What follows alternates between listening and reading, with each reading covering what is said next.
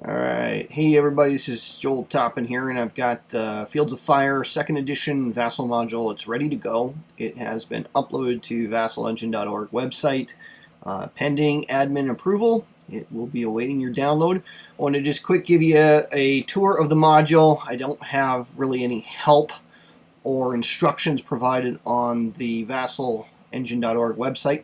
So here's the quick tour. Basically, the first thing you want to do whenever you're starting out with the module is set your campaign. So using the Set Campaign button on the toolbar, select which campaign you're going to use from this drop-down box. That's going to dictate the decks from which terrain is drawn. So if I'm doing Vietnam, I would select Vietnam, click OK. If you want to look at the terrain cards, they're all in this window, and this does bear some explanation. There is a deck for Normandy, Korea, and the Vietnam campaign.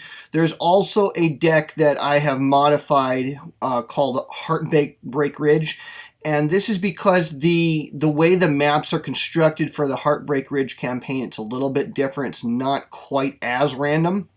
So when you look through the playbook at the instructions, then you'll understand why the gully cards are separated and why there is a lot of clear terrain cards in this stack.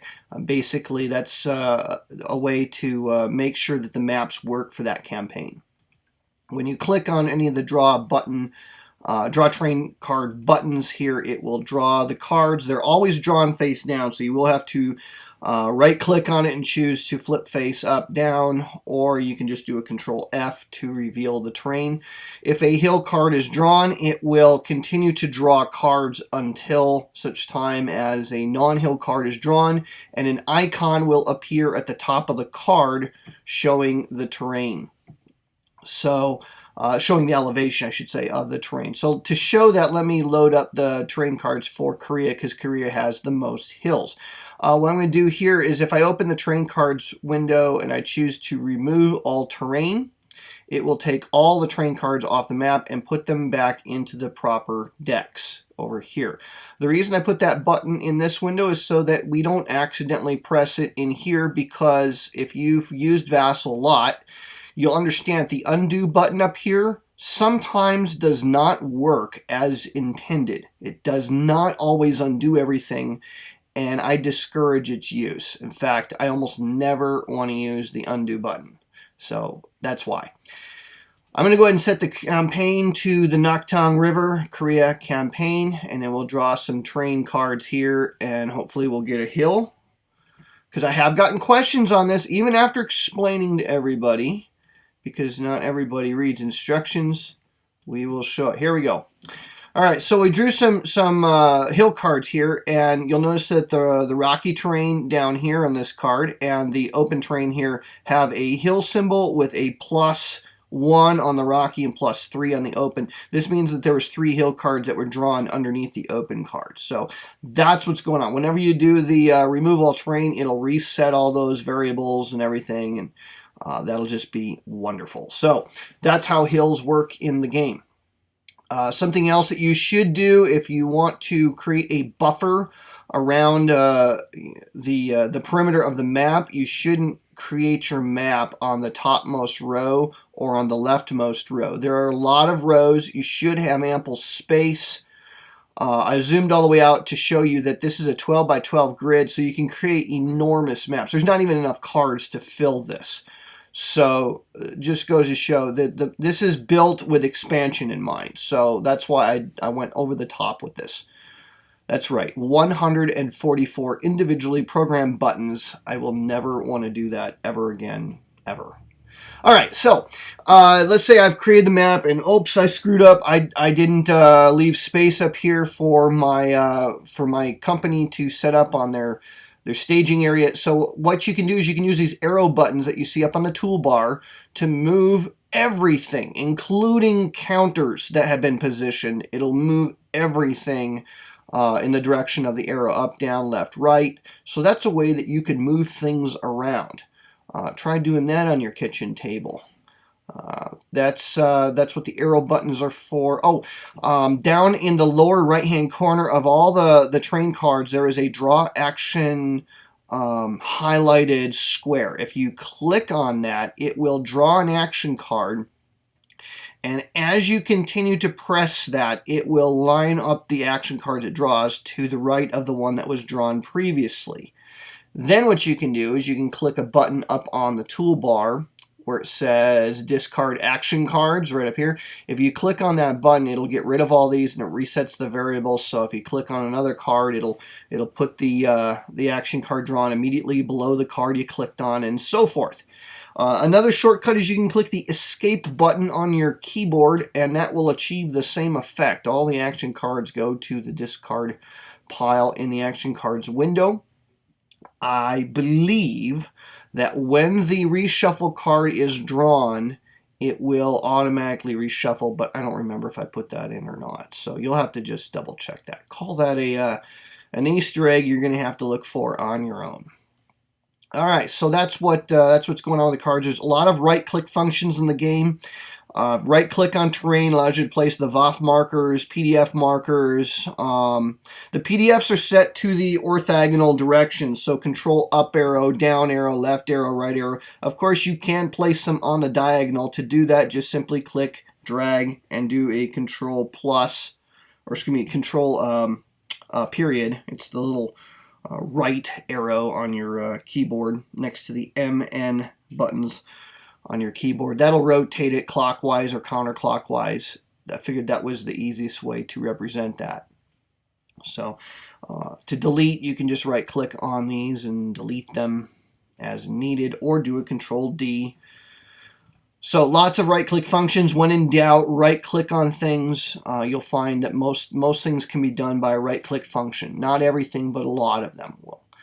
The pieces tray contains pieces where there is no limit to them in the game. So there are ammo markers. The ammo markers, there's only one for each. Let me show you real quick. If you right click on them, you can increase the ammo. So you can just go, I think it only goes up to 8. So the ammo markers have been slightly modified for Vassal, so that there's really only one marker needed, and you could increase the ammo as needed.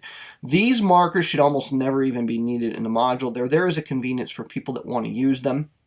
There are other ways to represent ammo in the game using the Vassal module. Cover markers are in the cover tab, and you almost never need to go in here because you can achieve those by right-click on train cards. Anything involving a mission is in this tab, and it's in the drop-down. You might have to move this border around a little bit, but they're all in here, and they're all in alphabetical order. So all your boundaries, casualty collection, LZs, all that stuff's in there. Skill markers are all found in here on the skill tab. Vehicle, any markers pertaining to a vehicle are found here, but they can also be done by right-click on vehicles. Your VAF tab will give you all your VAF markers, and I think all of these can be achieved by right-clicking on the terrain. So I think that is the case. If you go into the USA, Germany, North Korea, Vietnam tabs, this gives you access to LATs, your limited action teams, and to equipment like radios, field phones, etc. Flares, grenades, all your pyrotechnic stuff is found in the equipment sub-tab under USA, and your LATs. Well, where's all my regular units? All the regular units, I'll show you where those are in just a second. Germany has your LATs, your German LATs. Remember, there's 2 fire teams for Germany. One has the automatic VAF. Equipment just has rifle grenades and Panzerfaust in it. North Korea, there's just LATs. There's no special equipment for them. Vietnam, you have your VC LATs. Something kind of cool I did with these, because there's different markers for assault teams and fire teams. When you drag these on the map or achieve them by right-click function, it will actually do a random selection of the different types of faces they can have. So when you first drop it on the board, it might not have the same weapon that you see pictured here. So it's just a little special thing that I did for the module. Same thing with the assault teams. NVA LATs are found in here. Equipment is your RPG. Your RPG B40s are found in here. So a lot of times you'll have to drag these out of here to put onto platoons and such. So that's where you find all that. Where are my units? The units are all found either in the World War II, Korea, or Vietnam tabs on the toolbar where it says units. So there's your company and all of the special attachments that can happen by random mission event or by mission assigned attachment at the beginning of a mission. All of those should be found in here. I'm going to zoom in so you can see things really closely here. All of the USA units have a what do you call it? Experience level rating that can be changed by right click. So if I right click and choose experience, I can drop down and I can upgrade this guy to line. And you'll notice that he gets a L, black L in a white box instead of a white G in a green box for green. And then veteran, show you what veteran looks like. We'll just go to experience. You can also do a Control E, make him a veteran. So there you go. That's how you can do all that. Vehicles, things that need ammo, they should be preset to the very first mission's ammo limits. That's not always true in like Korea. So check your mission log or your mission assignments to find out how much ammo things should start with, because some of them have a max value of what they could have in later missions. So always double check that. Don't take the setup for granted. Rifle grenades and such are found in here. They're not in the equipment because there's a counter limit on those guys. All of the units should have a right-click function that can also be achieved by hitting the return key. It's a property sheet that you can set up. So say I want to give a radio here to the mortar forward observer so I can tell it has a radio. If I want to give him smoke grenades, I can say, I'm going to give him one white phosphorus grenade and maybe a red grenade. I can go ahead and change all that stuff in here. It saves as I tab to another entry, so you don't have to, there's no save button in here. And then you close this out, and then the next time you open it, it should all still be there. So that's another way to keep track of what assets I have with a unit without having to drag markers around.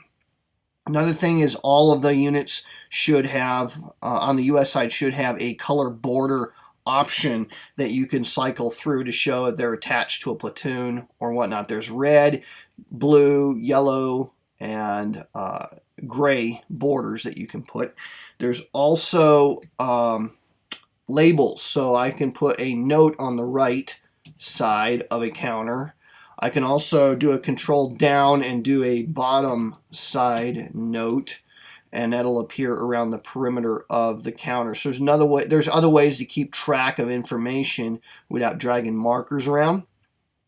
And all of these are 75 pixels square, and the map is arranged to a 75 pixel grid. You'll see right there. So everything should fit nice and snug around the map. So I think that's about it for these guys. Again, a lot of right-click functions. So if you right-click, you can choose, it'll place a lat. I think that's about all. That's the only thing I can think of. Another little right-click function is radio phone equipped. If I do that, it puts a little radio signal up here. That's another way. Maybe I gave this guy radio and I put it into the properties. So it's down here, but I want to remember it in a more visual way. I can do the Control R to put the little radio symbol up there, and so that helps remember, oh yeah, those guys have the radio. So that's just another little add-on that we put in here. For the Germans, you're going to need to do some missions, you got to do a random draw between rifle platoons and automatic platoons. To do that, you right-click on these stacks and you can shuffle them into the random draw pool here. Anything you pull out of here will be randomized. So that's how that works. In Vietnam, all of the VC platoons are randomized, so you don't have to send them anywhere to do that. You pull them out of here, it's going to be randomized. And I think that's about it for that. Helicopter control card, obviously for Vietnam only, has all your boxes that they can go into. And when you right click on the helicopters, it will limit your choices. It has a measure of rules enforcement. So if you are on the map, it's only going to allow you to go to places that you could ordinarily go from the map. So that's one of the features that we put in here. PC markers are all found in here on the PC marker tray up on the toolbar. When you right click on a train card, you can place the PC. Now, if you need to place a random PC, it's not going to do that unless you populate the random draw pile. To do that, you right click on the stack. So you need to mix A's with C's or B's with A's, whatever. You right click on the stack that needs to go in here and choose randomize, and it will send everything from that stack into here. So I'll do that for these two, and now A's and B's are randomized for me. So now when I come over here and do a random PC draw, it's going to pull from here. To return all the PCs back to their start positions, you click this button in the PC, the potential contacts window, return all PC markers. You do that, it takes everything out of random draw, everything off the map, and puts them back where they start. So you want to do that before you start a new mission. Also, if you need to place A's, maybe before A's get randomized for a row or for a column, make sure you do that before you send everything to the random draw pool. So that's how PCs work. Action cards are in here. If you do need to do a manual reshuffle, you right click on the discard pile to choose to reshuffle, and it will reshuffle. All right, I think that's about it there. There is a current activity button on the toolbar. Allows you to go in here and you can adjust the activity level without using the mission markers that are found in here. You can use the markers found in here. I prefer just to use this, because if I use this, hit close, it's going to keep the current activity up here, and when you hover the mouse over it, it'll tell you what it is, heavily engaged, whatever. So it's just, I think it's a little bit easier. Turn marker allows you to keep track of the turn, and again, you hover your mouse over the button and it'll tell you what turn it is. Cleanup button removes all your pyrotechnics, illumination, expose, move, fired, yada yada yada. Does that. Do that during the cleanup phase only. Fire mission updates will remove existing incoming and flip pendings over. Command display will open up. Yeah, you guessed it, the command display. And I cannot for the life of me think of why there is no 0 button on here, or 0 space. It's like, you know, this has gone through 2 editions and we still don't have a 0 space on this. So I don't know, it just bugs my OCD, whatever. You'd think that they would have that. So 0, you know, if you need a 0 space, if you're like me and you need a 0 space, just put the markers up here, I guess. You can use this to keep track of your commands, your weather, whatever. Or you can use, for weather, for visibility, you can use the visibility button up here. It's the same as like current activity, whatever. Say I want to set this to rain and snow. Again, hover over the button here. Okay, that one doesn't tell you if you hover over it. You have to actually click on it. I couldn't remember which one there's one I had to do a little bit different than the others. So that's the story on that. Or you can use the markers, and again, they should all be in the here somewhere. Weather. Right click on the counter and you can cycle through it. Level of engagement's the same thing. Current activity, if you right click on it, you can cycle through the different faces of the counter. So you can use that instead of these others. There's lots of different options here for the player. Let me show you one more option before I wrap this video up. If you go into Normandy here, let's say I got my CO here. If I do a return on him, his property sheet has a lot more than your other units will have. This is so you can keep track of his commands and whatnot. So your commands are going to be here. If he started off with 0, it starts off with a null value. So if you give it a number, you can use the ticker buttons here to cycle up, down, etc. Okay, but you have to give it a value, a numeric value, before those ticker buttons will work. But once you got them activated, then you can use this to keep track of commands. You can use this in addition to the display if you want, but they're not synchronized. So whatever I do in here does not change any of this. I have not found a way to bind what happens in here to any other outside functions in the game. So you can keep track of the assets here, commands saved. There's reminders of what your max save, max spends are. So a lot of neat little things in there on the displays, the right-click options, the property window. There is a notepad in here if you do need to keep track of other things in the module that the module doesn't give you right now. Put them in here. If you think of any additional, hey, you know what, Joel, this would be great to put in the module, you can email me and I can try to insert those in. Obviously, if you have a game in motion and I create some modifications, it doesn't always reflect in your saved files, so keep that in mind if you give me suggestions. This has been tested, and I haven't gotten any reports on bugs since last update, so I think everything should be good for you all. Play aids are in here, almost all of them. Let me show you one here in particular. It's a little bit different. Usually in play aids there are no pieces, but for the sequence of play, I put the phase marker in here so you can kind of drag it around to show what phase you are in, and that of course will remember where it is. It doesn't reset when you close this window out, so you can reopen this and remember what phase you are on, and that's just an easy way to keep track of the phases of the game. So a little bit different than the previous editions in terms of keeping track of the phases. I like this one better. It's more visual for me. Actions tab will give you action charts, and there's sub-tabs for these for combat actions, command and control, movement, rally. Enemy activity hierarchy also has sub-tabs for defensive, lats, offensive, missions. Force packages are in the module, so Germans, North Koreans, VC, NVA, they're all in here. All the other